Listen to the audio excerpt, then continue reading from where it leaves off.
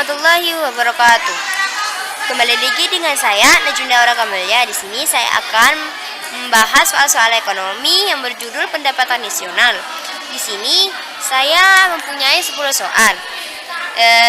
Yang pertama, berdasarkan beberapa pilihan berikut, manakah yang merupakan komponen perhitungan pendapatan nasional apabila menggunakan pendekatan pendapatan? A. Rumah tangga, perusahaan, dan konsumen. B. Kota, kabupaten, dan provinsi. C. Produksi, konsumsi, dan distribusi. D. Upah, sewa, bunga, dan laba. E. Pertambangan, peternakan, dan pertanian. Jawabannya adalah D. Upah, sewa, bunga, dan laba. Pembahasannya adalah untuk menghitung pendapatan nasional dengan pendapatan, perhitungannya dilakukan dengan menjumlahkan seluruh pendapatan yang diterima oleh faktor-faktor produksi, yakni upah dan gaji, sewa tanah, bunga modal, serta laba yang digunakan untuk menghasilkan barang atau jasa yang diproduksi di suatu negara dalam kurun waktu 1 tahun. Lanjut kita ke soal yang nomor 2. Jumlah barang dan jasa yang dihasilkan oleh seluruh masyarakat dalam suatu negara selama 1 tahun disebut A. Pendapatan masyarakat, B. Pendapatan per kapita, C. Produk nasional, D. Pendapatan neto, E. Pendapatan perorangan. Jawabannya adalah C. Produk nasional. Pembahasannya adalah produk nasional bruto adalah jumlah seluruh produk barang dan jasa suatu negara dalam 1 tahun, yang meliputi barang dan jasa yang dihasilkan oleh seluruh warga negara atau nasional, baik yang berada di dalam negeri maupun di luar negeri. Dalam pengertian ini, barang dan jasa yang dihasilkan oleh perusahaan asing yang berada di dalam negeri tidak diperhitungkan. Lanjut kita yang ke nomor 3. Jika suatu negara terdapat kelompok 40% penduduk termiskin menerima pendapatan lebih dari 17% pendapatan nasional. Sesuai kriteria Bank Dunia, negara tersebut berada pada tingkat ketimpangan distribusi pendapatan A. Sangat tinggi, B. Sangat rendah, C. Menengah, D. Tinggi, E. Rendah. Jawabannya adalah E. Rendah. Pembahasannya adalah kriteria Bank Dunia dalam penghitungan persentase disebut pendapatan. Menurut kriteria Bank Dunia yang menjadi patokan adalah 40% penduduk termiskin. Kriterianya sebagai berikut. A. Jika 40% penduduk termiskin menikmati 12% pendapatan nasional, maka ketimpangan tinggi. B. Jika 40% penduduk termiskin menikmati 12% sampai 17% pendapatan nasional, maka ketimpangan sedang. C. Jika 40% penduduk termiskin menikmati 17% pendapatan nasional, maka ketimpangan adalah rendah. Lanjut kita ke nomor 4. Di bawah ini yang bukan merupakan tahap-tahap dalam pertumbuhan ekonomi masyarakat yang menurut Karl Barth, yaitu rumah tangga, A. Dunia, B. Bangsa, C. Tertutup, D. Kota, E. Internasional. Jawabannya adalah E. Internasional. Pembahasannya adalah perkembangan ekonomi ditinjau dari jarak antara produsen dengan konsumen terhadap terdiri dari 1. Rumah tangga tertutup, 2. Rumah tangga kota, 3. Rumah tangga bangsa, 4. Rumah tangga dunia. Lanjut kita ke nomor 5. Faktor-faktor yang mempengaruhi pembangunan ekonomi yaitu sumber daya manusia yang banyak, kesempatan kerja sempit, sumber daya alam yang melimpah, modal yang sedikit, pengusahaan teknologi modern. Yang termasuk faktor-faktor yang menghambat pembangunan ekonomi di negara perkembangan adalah A. 1, 2, dan 3, B. 1, 2, dan 4, C. 1, 3, dan 5, D. 2, 3, dan 4, E. 2, 3, dan 5. Jawabannya adalah B. 1, 2, dan 3, dan 4. Pembahasannya adalah sumber daya manusia yang banyak tapi berkualitas rendah, kesempatan kerja sempit, modal yang sedikit dapat menghambat pembangunan ekonomi. Lanjut kita ke nomor 6. Faktor yang menentukan dalam proses pembangunan ekonomi yaitu A. Teknologi, B. Sumber daya manusia, C. Permodalan, D. Sumber daya alam, E. Luasnya pasar. Jawabannya adalah B. Sumber daya manusia. Pembahasannya adalah sumber daya manusia merupakan faktor terpenting dalam proses pembangunan.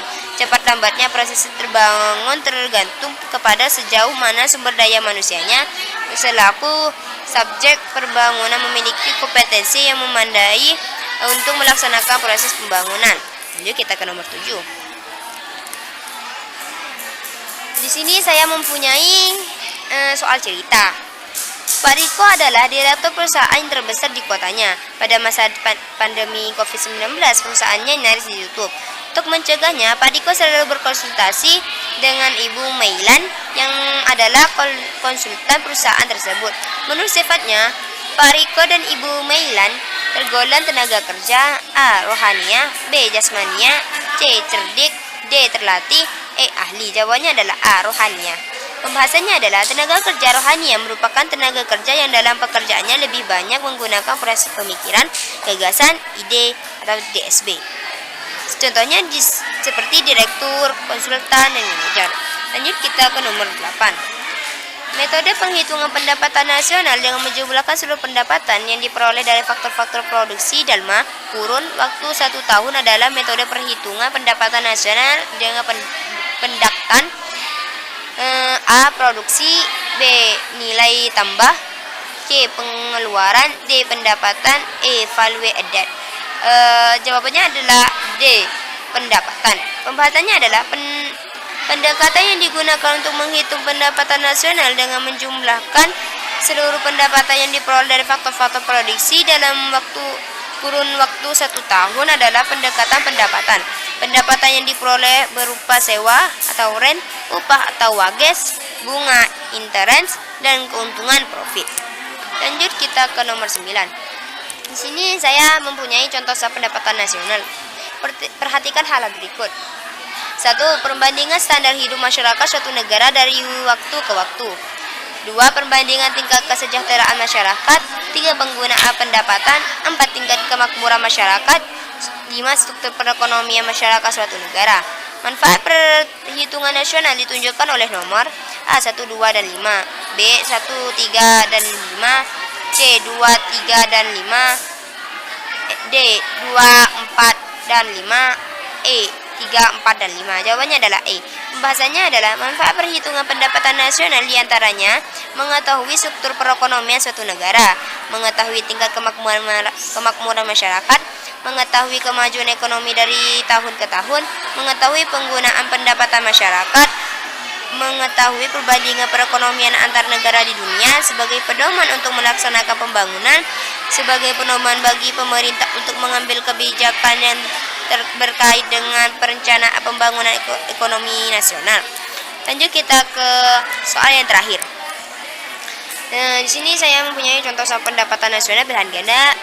Berikut ini bukan merupakan faktor-faktor yang mempengaruhi konsumsi keluarga adalah A. Lingkungan sosial ekonomi, B. Tingkat perkembangan teknologi, C. Besarnya pendapatan bersih keluarga, D. Jumlah anggota keluarga, E. Tingkat pendidikan. Jawabannya adalah B. Tingkat perkembangan teknologi. Pembahasannya adalah faktor-faktor yang mempengaruhi konsumsi keluarga diantaranya sebagai berikut. Besarnya pendapatan bersih keluarga dan komposisi, usia dan jumlah keluarga, dugaan untuk masa depan, naik turunnya harga, selera, tingkat pendidikan, lingkungan sosial ekonomi, agama dan adat kebiasaan. Jadi, yang bukan merupakan faktor-faktor yang mempengaruhi konsumsi keluarga adalah tingkat perkembangan teknologi. Tingkat perkembangan teknologi merupakan salah satu faktor yang mempengaruhi investasi. Jadi, baik, terima kasih. Cukup sekian untuk saya. Kurang lebihnya mohon maaf. Wassalamualaikum warahmatullahi wabarakatuh. Sampai ketemu di soal-soal berikut.